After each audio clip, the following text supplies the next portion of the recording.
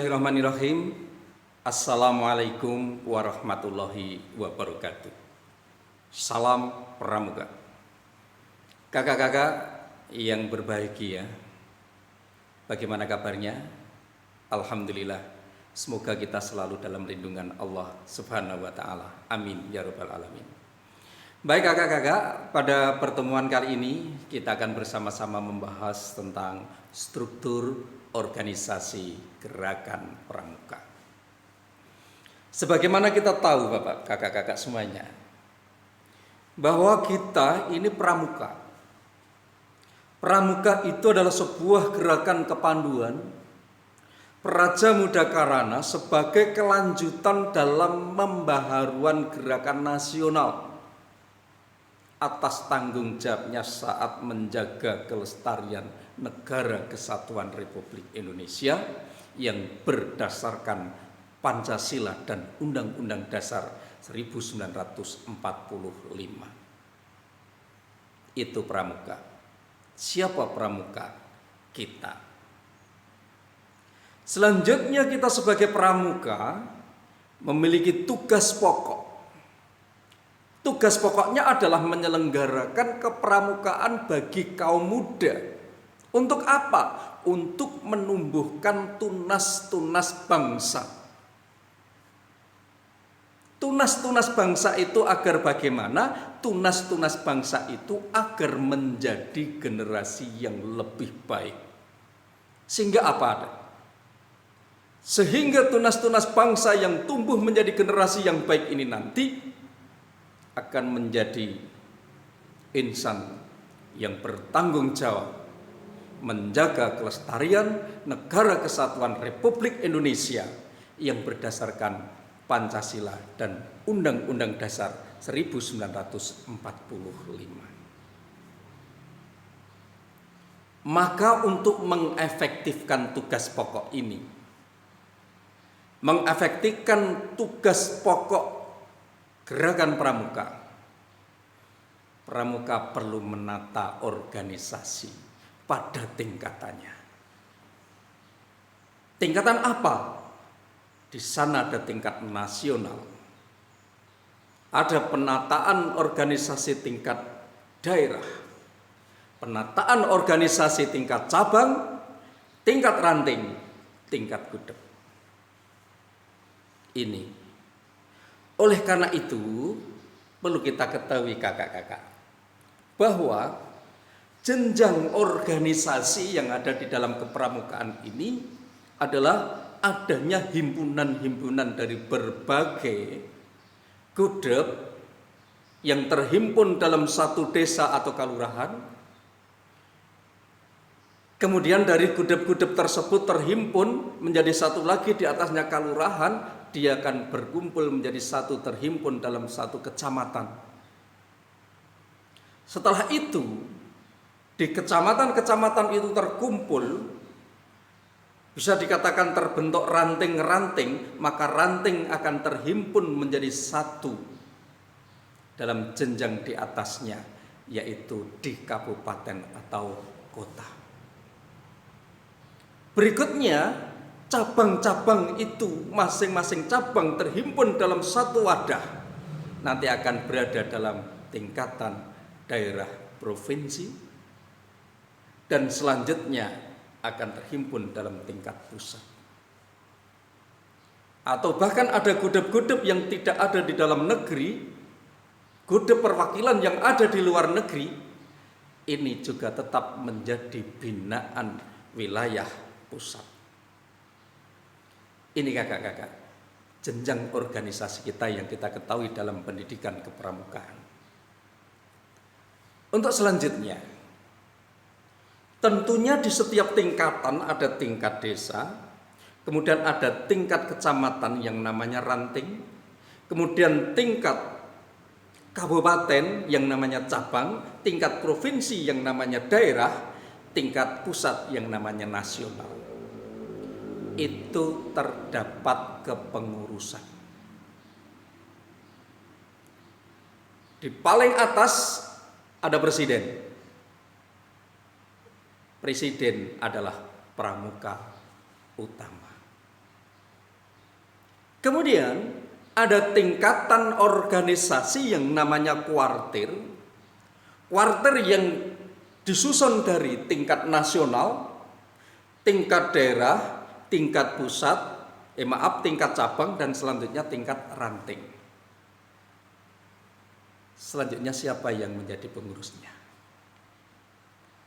Di tingkat kuartir ada kuartir nasional, kuartir daerah, kuartir cabang, dan kuartir ranting. Ini diketuai oleh seorang ketua tingkat kuartir. Selanjutnya seorang ketua dibantu oleh beberapa wakil ketua, yang wakil ketua ini merangkap sebagai ketua bidang. Bidang apa? Ada bidang bina muda, bina wasa, bina satuan, dan seterusnya. Kemudian dari ketua ada wakil ketua. Kepengurusan berikutnya adalah adanya seorang sekretaris. Perlu diingat, untuk di tingkat kuartir nasional, khusus di tingkat kuartir nasional, ini bernama sekretaris jenderal. Tetapi yang berada di jajaran kuartir lain, kuartir daerah, ada kuartir cabang, ada kuartir ranting, ini disebut seorang sekretaris. Jenjang berikutnya kepengurusan adalah beberapa anggota. Ini kepengurusannya. Selanjutnya ada juga yang namanya SAKA, Satuan Karya. Apa itu satuan karya? Satuan karya pramuka ini pada setiap kuartir, dan yang ditunjuk menjadi ketua pimpinan SAKA itu adalah anggota atau andalannya. Berarti tingkat nasional, tingkat daerah, tingkat cabang, tingkat apa, semuanya ada satuan karya. Maka ada wakil ketua yang membidangi SAKA. Untuk selanjutnya kakak, setelah ada pengurus, ketua, wakil ketua, sekretaris, beberapa anggota, di situ ada bidang-bidang, ada satuan SAKA. Kemudian ada andalan urusan dalam bidang. Ada apa? Bina muda tadi, ada bina wasa, ada orhum, dan sebagainya. Di dalamnya itu ada seorang ketua. Ada seorang wakil ketua, ada seorang sekretaris. Yang sekretaris dalam andalan itu bisa dijabat oleh staf kuartir dan beberapa anggota lainnya. Ini ada SAKA, ada urusan dalam bidang. Untuk selanjutnya kakak, di tingkat kuartir itu ada juga yang dinamakan staf kuartir. Siapa itu staf kuartir kakak? Staf kuartir adalah karyawan yang berkedudukan sebagai kepala teknis pimpinan oleh sekjen itu apabila di Kuarnas, tapi kalau di tingkat kuartir lain cukup dengan sekretaris. Artinya apa? Ada karyawan di dalam kuartir itu yang dipimpin oleh sekretaris kuartir. Di tingkat pusat dipimpin oleh sekretaris jenderal. Ini. Setelah ada staf kuartir, kakak, berikut ada yang dinamakan kuartir harian. Disebut pengurus harian. Kalau di sini kakak tidak harus ada. Ini hanya bila diperlukan. Bila dipandang perlu, sebuah kuartir itu bisa membentuk kuartir harian yang nanti akan melaksanakan tugas keseharian di kantor itu. Siapa yang ada di sana? Yang pertama, ada seorang ketua. Kemudian yang kedua, ada seorang sekretaris. Kalau di tingkat Kuarnas itu sekjen, tapi kalau di tingkat kuartir lainnya ini namanya sekretaris, dan dibantu juga oleh wakil sekretaris. Ini itu susunan yang ada kepengurusan dalam struktur organisasi Gerakan Pramuka. Masih dalam sasab kepengurusan, Kakak. Kembali di sana ada Saka. Sebenarnya apa toh Saka itu? Satuan Karya Pramuka itu apa? Yaitu wadah pendidikan guna menyalurkan minat, bakat untuk meningkatkan pengetahuan, keterampilan, dan pengalaman dalam berbagai kejuruan. Maka kita melihat dan mendengar ada Saka Bayangkara, ada Saka Bakti Husada, ada Saka, banyak Saka dan seterusnya. Selanjutnya di masing kuartir itu ada kepengurusan berikut dalam struktur organisasi.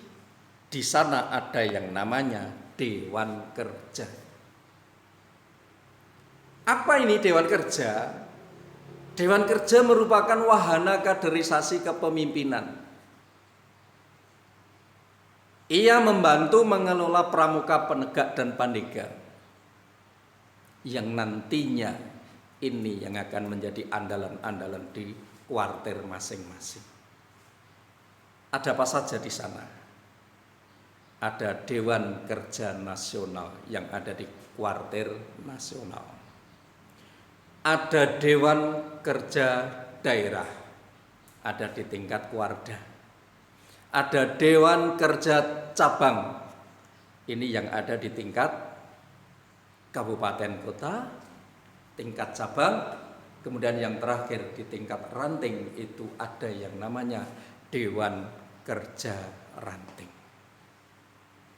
Kakak-kakak, kita masih berlanjut. Ketahuilah, di samping ada ketua, ada bidang-bidang, ada Saka, ada Dewan Kerja, ini ada juga pusat pendidikan dan latihan. Biasa kita dengar, kita sebut Pusdiklat. Pusat pendidikan dan latihan kepramukaan untuk para pembina dan para pelatih. Ini yang menangani untuk pramuka dewasanya. Di tingkat nasional ini ada Pusat Pendidikan dan Latihan Nasional. Di tingkat Kuarda ada Pusdiklada, kemudian di tingkat Kuarcap ada Pusdiklacap. Berhenti sampai di tingkat cabang, tidak sampai pada ranting. Ranting tidak ada, Pusdiklat Ran tidak ada. Dan ini pun mempunyai kewenangan di dalam menyelenggarakan kependidikan. Suatu misal, pelaksanaan KMD, KML ini bisa dilaksanakan di tingkat Kuarcap. Selanjutnya KPD itu hanya dilaksanakan oleh tingkat daerah maupun pusat. Kemudian KPL ini penyelenggaranya adalah tingkat nasional. Ini penyelenggara terendah, sehingga misalnya di Kuaran akan menyelenggarakan KMD, itu hanyalah sebagai pelaksanaan kesiapannya, namun penyelenggara secara administratif adalah boleh dari Kuarcap, boleh dari Kuarda, boleh dari Kuarnas, tapi tempatnya di sebuah kuaran di mana. Demikian kakak tentang Pusdiklada. Nah, selanjutnya ada juga yang dinamakan majelis pembimbing. Siapa itu majelis pembimbing? Majelis pembimbing adalah mereka yang memberikan bimbingan, mereka yang memberikan bantuan, baik itu bantuan bersifat moral, bersifat organisatoris, material, dan finansial. majelis pembimbing. Siapa MABI? Di tingkat Gudep ada MABIGUS, Majelis Bimbingan Gugus Depan. Kemudian di tingkat Kuaran ada MABIRAN, sebagai ketua MABInya adalah camat. Kemudian di tingkat cabang itu ada MABICAP, Majelis Pembimbing Cabang, yang ketuanya adalah bupati, kepala daerah. Kemudian daerah tingkat provinsi ada MABInya juga. Ini yang perlu kita ketahui.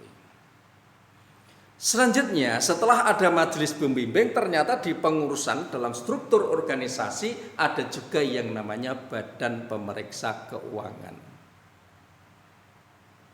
Ini adalah lembaga sebagai wadah independen yang dibentuk dan bertanggung jawab kepada musyawarah. Ini kakak. Selanjutnya, di dalam struktur organisasi itu, kekuasaan tertinggi di tangan musyawarah. Di masing-masing tingkatan. Di Munas ada musyawarah nasional, di daerah ada musyawarah daerah, di cabang ada musyawarah cabang, di ranting ada musyawarah ranting. Kapan penyelenggaraannya? 5 tahunan untuk penyelenggaraan musyawarah tersebut. Ini perlu kita ketahui bersama. Maka yang memberi kedudukan tertinggi pada tingkatannya, di tingkat nasional ada Munas, di tingkat daerah ada Musda, di tingkat cabang ada Muscap, di tingkat ranting ada musyawarah ranting. Berikutnya, Dewan Kehormatan. Artinya bahwa setiap gudep, setiap ranting, setiap cabang, setiap daerah nasional pun dibentuk yang namanya Dewan Kehormatan. Di tingkat gudep pun juga ada Dewan Kehormatan. Di Kuaran apalagi ada. Tingkat cabang ada. Apa toh tugasnya dan siapa yang menjadi anggota Dewan Kehormatan? Anggota Dewan Kehormatan di tingkat kuartir itu adalah anggota MABI, andalan, anggota kehormatan, dan anggota Dewan Kerja. Bisa menjadi anggota kehormatan. Di tingkat gudep siapa? Di tingkat gudep itu ada MABIGUS, kepala sekolah, ada pembina gugus depan, ada pembina satuannya untuk SLTA, kemudian ada keterlibatan peserta didik. Itu.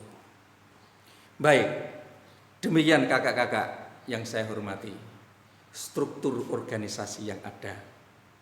Mohon setelah kita perhatikan ini semua, kakak-kakak bisa membuat sebuah susunan struktur organisasi.